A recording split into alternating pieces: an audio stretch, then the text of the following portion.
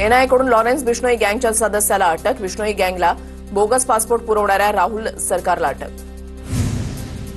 स्थानिक स्वराज्य संस्था जिंकायच्या आहेत. फडणवीसांच्या नेत्यांना सूचना. जिथे निवडणुका जिंकाल तिथे भरघोस निधी दिला जाईल. फडणवीसांचं वक्तव्य.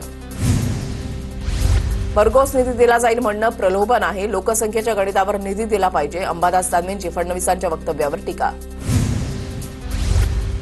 मुंबईत पालिका निवडणुकीसाठी भाजप मिशन 150 राबवणार. देशाचा आर्थिक केंद्रबिंदू ताब्यात घेण्याचा भाजपचा प्रयत्न.